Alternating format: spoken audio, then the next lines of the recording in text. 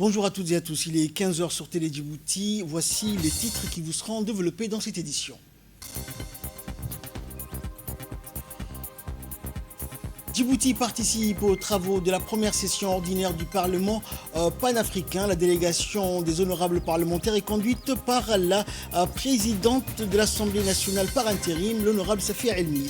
Et au Moyen-Orient, Trump, des négociations avec l'Iran sont en cours et représentent une dernière chance de parvenir à un accord. Voilà pour les titres, bonjour à tous. La délégation parlementaire conduite par la première vice-présidente de l'Assemblée nationale et vice-présidente d'honneur du Parlement panafricain, l'honorable Safia Elmi, a pris part aux travaux de la première session ordinaire du Parlement panafricain ainsi qu'à la conférence des présidents des parlements nationaux et régionaux africains qui se sont tenus au siège du Parlement panafricain à Midrand en République d'Afrique du Sud. La première session ordinaire de la 7e législature du Parlement panafricain a été officiellement ouverte le 27 juillet dernier. La séance plénière a marqué l'aboutissement des travaux des différentes commissions permanentes du pape tenues du 17 au 25 juillet. Ces travaux ont permis aux commissaires d'examiner plusieurs points inscrits à leur ordre du jour avant la présentation de leur rapport en séance plénière. Et dans la continuité de cette session, la conférence des présidents des parlements nationaux et régionaux africains s'est ouverte le 31 juillet dernier. La cérémonie inaugurale a été présidée par Fatah Boutbeig en présence de Sabiha Gafarova, présidente du Milli Mejlis de la République d'Azerbaïdjan et invitée d'honneur de la conférence. Au terme de ces 2 journées de travaux, les participants ont pris part à plusieurs séances de travail et d'échange avant l'adoption des recommandations et résolutions visant à renforcer les liens entre les parlements africains et à promouvoir une action commune au service de l'intégration et du développement de notre continent. Suivant pour plus de précision l'intervention de la présidente de l'Assemblée par intérim, l'honorable Safia Elmi. Grâce à la ZLECAf, les entreprises africaines peuvent vendre plus facilement leurs produits dans d'autres pays africains. Cela favorise le développement de l'entreprise locale, attire les investissements et crée de nouveaux emplois. La zone de libre-échange encourage également les pays africains à transformer leurs matières premières sur place plutôt que de les exporter à l'état brut. Cette approche contribue à l'industrialisation du continent et renforce les économies nationales. Par ailleurs, nous soutenons l'autonomisation économique de la femme djiboutienne par le microcrédit et l'éducation de base. Le travail déjà mené par la Caisse d'épargne et de crédit de notre grande ONG, l'Union nationale des femmes djiboutiennes, ONG présidée par la première dame de notre pays, qui accompagne les femmes à travers les microcrédits depuis plus de 15 ans. La formation professionnelle et l'alphabétisation est un exemple concret de ce qui fonctionne chez nous. En tant que législateurs, notre responsabilité est d'adopter les lois nécessaires à la mise en œuvre de la ZLECAf, de contrôler l'action du gouvernement, d'assurer une bonne gouvernance et de veiller à ce que les politiques publiques favorisent un environnement propice aux investissements, à l'entrepreneuriat et à l'industrialisation. Nous devons également veiller les retombées de cette intégration profitent à tous, en particulier aux femmes et aux jeunes.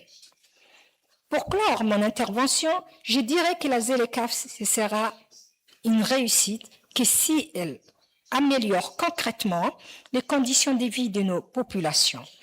Les parlementaires ont la responsabilité de faire en sorte que cette intégration économique soit inclusive, durable et bénéfique pour tous les Africains. Je vous remercie de votre attention et vous souhaite une session fructueuse. Et dans le dossier de cette édition, nous allons parler tourisme, notamment des atouts et des potentialités touristiques de notre belle République. C'est le document de la rédaction.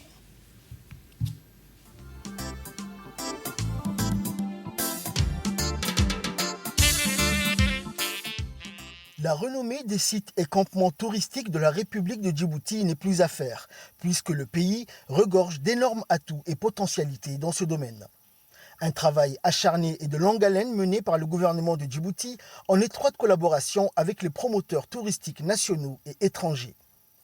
Un secteur qui est appelé à se développer dans un proche avenir et qui va générer des dizaines de milliers d'emplois directs et indirects.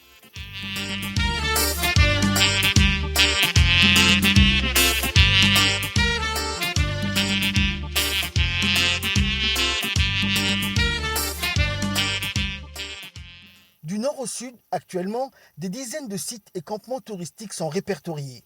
Des endroits aussi surprenants que chaleureux qui accueillent chaque année des centaines de touristes en provenance des 4 coins du monde et qui repartent avec le sourire et des souvenirs plein la tête.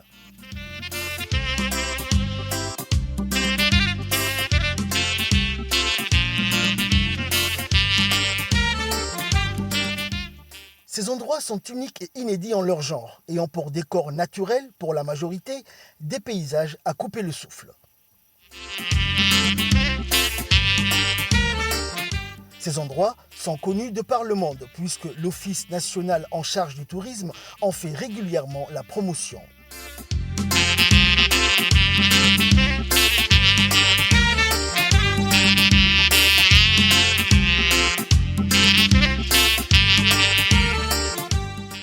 Les plus connus sont notamment les fumerolles et geysers du lac Abbé. La banquise de sel du lac Assal, un des points les plus bas sur Terre, puisque situé à 153 mètres en dessous du niveau de la mer.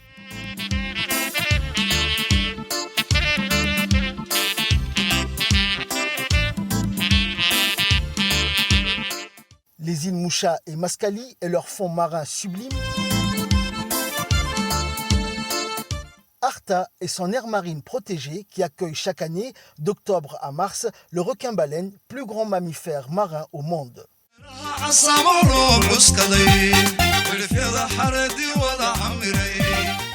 Assamo et ses jardins luxuriants.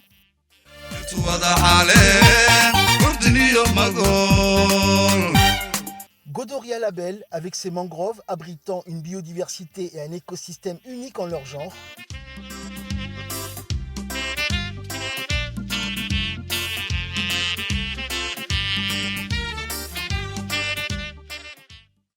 Le campement touristique de Ditilou, un site privilégié qui accueille chaque année de nombreux touristes, une contrée avec un paysage verdoyant unique dans la République où la sauvegarde de l'environnement et la protection des espèces sauvages prend tout son sens.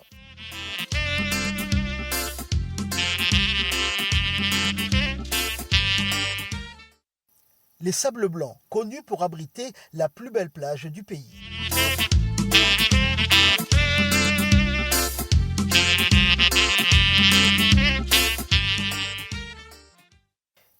Et enfin, plus récemment, le site du Lubatale Resort.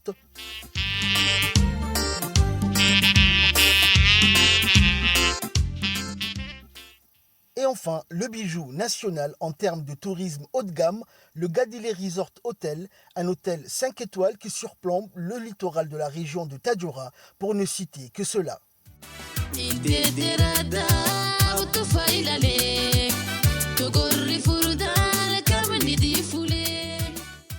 Tous ces sites et campements accueillent chaque année des milliers de touristes avides d'aventure et de randonnée. Le gouvernement djiboutien, avec à sa tête le président de la République Ismaël Omar Guelleh, a mis en place une panoplie de stratégies pour booster ce secteur et a réalisé de nombreux projets et investissements afin de permettre une croissance économique durable. À noter enfin que les recettes réalisées par le secteur touristique se chiffrent en milliards de dollars à travers le monde.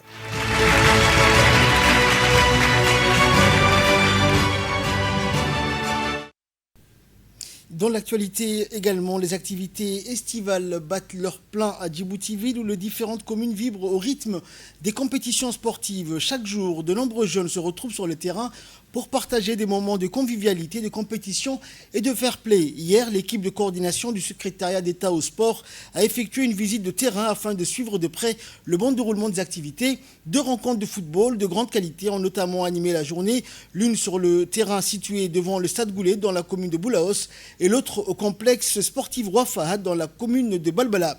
Disputés dans une ambiance festive et chaleureuse, ces matchs ont offert un beau spectacle aux nombreux supporters présents, illustrant ainsi le succès de cette programmation estivale. Les activités estivales se poursuivront tout au long de l'été avec un calendrier riche en compétitions et en animations sportives permettant aux jeunes de toutes les communes de profiter pleinement de leurs vacances dans un esprit de partage, de respect et de solidarité. Et suivons à présent l'intervention du président élu. Édition du tournoi de la paix et de l'amitié intercommune. C'est aujourd'hui, comme vous le voyez, c'est le premier quart de finale qui est lancé. Ce tournoi qui a débuté le 10 juillet, lancement qui a été effectué au Stade Goulet. Comme vous le voyez, ce tournoi est à sa 6e édition. Durant ces 6 éditions, nous avons consacré durant la période estivale afin de lutter contre la drogue et la délinquance juvénile pour notre jeunesse. Comme vous le voyez, l'organisation est impeccable. La police, il est là. L'ESMIR, il est là. L'équipe de santé médicale. Toutes ces conditions sont réunies pour que nos jeunesses puissent être épanouies, pour que notre jeunesse soit être au top, mais aussi pour que l'activité puisse se dérouler dans les meilleures des conditions. Donc, j'aimerais profiter à cette occasion à remercier d'abord le secrétaire exécutif au sport, Madou Fatma Al Abdallah, mais aussi la direction générale, la direction nationale pour la promotion des sports qui nous a octroyé et mis à notre disposition le terrain, le complexe Roi Fahad, mais aussi également la Fédération égyptienne de football, aussi l'équipe du ministère de la Santé à travers les CHI pour l'ambiance médicalisée et pour la direction générale de la police pour les maintien d'ordre. Merci beaucoup et que les meilleurs. En sport, toujours, l'Association pour le développement éducatif et sanitaire de WEA a officiellement lancé la Coupe de l'amitié de WEA, un tournoi de football réunissant 12 équipes venant des villages de WEA, de la ville d'Arta, de Djibouti, du Pika 51 et la localité de Omar Djaga. Le match d'ouverture a opposé les équipes WEA A et WEA B, donnant le coup d'envoi d'une compétition placée sous le signe de l'amitié, de la fraternité et du fair play. Cette compétition s'inscrit dans le cadre des activités d'animation de la ville de WEA durant la période estivale. Elle vise à renforcer la cohésion sociale, à promouvoir les échanges sportifs et à rassembler autour du terrain les jeunes, les amateurs de football, les anciens joueurs, les vétérans et l'ensemble des passionnés du sport dans un esprit de convivialité et de vivre ensemble. La cérémonie s'est achevée dans une ambiance festive et sereine, illustrant l'engagement de la communauté en faveur de la jeunesse, du sport et du renforcement des liens sociaux. À cette occasion, les organisateurs ont exprimé leur profonde gratitude à l'endroit de plusieurs responsables, notamment de la secrétaire d'État au sport, et pour leur accompagnement et le soutien à la réussite de cette manifestation sportive, symbole de fraternité et de cohésion sociale. Et autonomiser les femmes pour un avenir scientifique plus prometteur, c'est le second dossier de cette édition, un magazine de la rédaction. Regardez.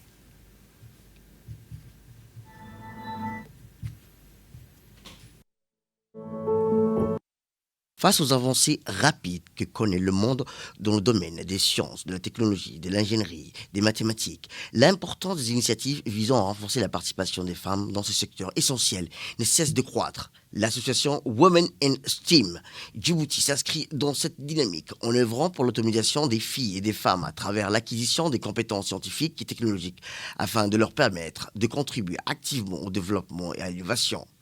L'association encourage les jeunes filles à s'orienter vers les filières scientifiques d'ingénierie grâce à des programmes de formation, des ateliers spécialisés ainsi qu'un accompagnement académique professionnel qui met en relation les étudiants et les chercheurs avec des experts et des spécialistes dans différents domaines. Elle vise également à soutenir l'innovation, l'entrepreneuriat féminin et à renforcer la présence des femmes dans la recherche scientifique et le métier de technologie.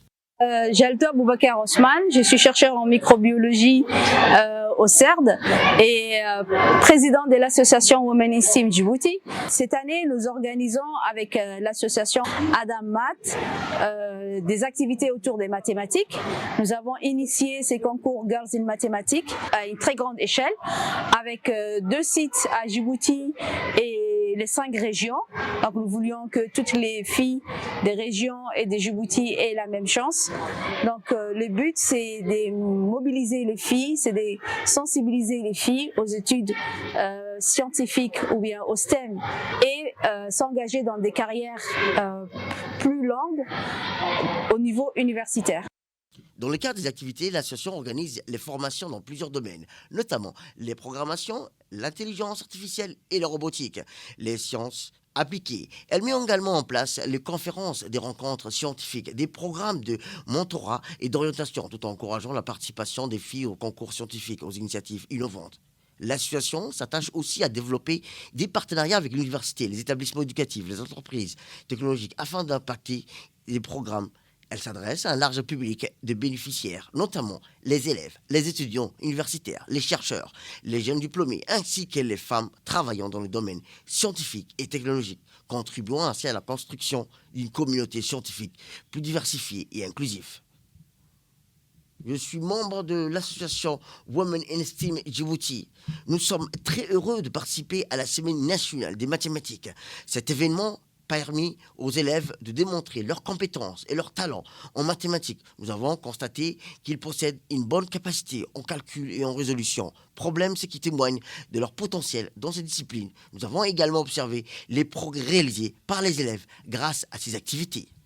Ces efforts devraient contribuer à augmenter la présence des femmes djiboutiennes et djiboutiennes dans les filières STEAM, à améliorer leurs opportunités d'emploi et d'accès aux postes de responsabilité, à stimuler l'innovation grâce à la diversité des compétences.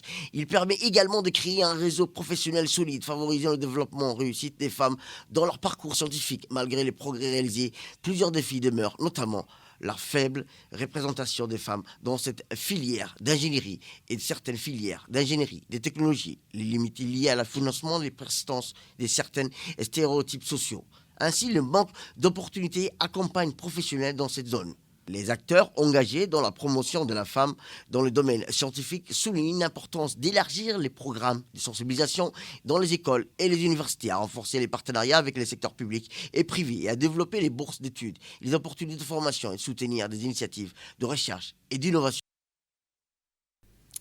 Fait divers pour clore l'actualité nationale dans le cadre de la lutte permanente contre la délinquance et les atteintes aux biens. Les enquêteurs de la brigade de Cheikh Moussa ont mené une enquête ayant permis de mettre à jour un réseau présumé spécialisé dans les vols de téléphones portables commis dans plusieurs quartiers de la commune de Balbala. Les investigations ont conduit à l'interpellation de plusieurs individus soupçonnés de s'introduire principalement de nuit dans des habitations et des commerces afin d'y dérober des téléphones portables et d'autres objets de valeur. Les investigations ont également permis d'établir que les biens dérobés étaient rapidement écoulés sur les marchés informels de la capitale ou revendus à des particuliers, alimentant ainsi un réseau de recel. Les perquisitions effectuées dans le cadre de cette enquête ont permis la saisie d'une vingtaine de téléphones portables de différentes marques, de 3 ordinateurs portables, d'un téléviseur écran plat de 43 pouces, ainsi que l'interpellation des 3 receleurs présumés. À l'issue de leur garde à vue, les auteurs présumés ainsi que le receleur présumé ont été déférés devant la justice afin de répondre des faits qui leur sont reprochés. Le panafricanisme se réinvente à Lomé autour d'une identité continentale et mondiale. Longtemps définie à travers ses frontières nationales et son histoire postcoloniale, l'Afrique cherche aujourd'hui à se présenter comme un espace global porté à la fois par son continent et par ses diasporas à travers le monde. Lors du 9e congrès panafricain organisé à Lomé, une nouvelle vision du panafricanisme a émergé, mettant en avant la construction d'une identité africaine commune capable de renforcer l'influence du continent sur la scène internationale. Cette nouvelle dynamique accorde une place importante aux diasporas africaines considérées comme des acteurs majeurs du rayonnement du continent dans les domaines économiques, culturels, scientifiques et politiques. Une frappe aérienne israélienne a touché un hôpital de la ville de Deir el-Ballah dans le centre de la bande de Gaza, détruisant 2 des 4 entrepôts de stockage de médicaments de l'établissement, ont indiqué les autorités sanitaires de l'enclave. Selon ces dernières, les frappes ont également endommagé les cliniques externes de l'hôpital ainsi que plusieurs infrastructures médicales, réduisant davantage la capacité de l'établissement à assurer la prise en charge des patients dans un contexte de forte pression sur le système de santé. Aucun bilan immédiat des victimes n'a été communiqué. L'armée israélienne n'a pas réagi dans l'immédiat aux informations faisant état de cette frappe. Depuis le début du conflit, de nombreux établissements de santé à Gaza ont été endommagés ou mis hors service, tandis que les organisations humanitaires internationales alertent régulièrement sur la détérioration des conditions sanitaires et sur les difficultés d'accès aux soins pour la population civile. Et enfin, le président américain Donald Trump a affirmé que des négociations avec l'Iran étaient en cours en ce moment, estimant qu'elles constituaient une dernière chance pour Téhéran de parvenir à un accord sur les différends opposant les deux pays.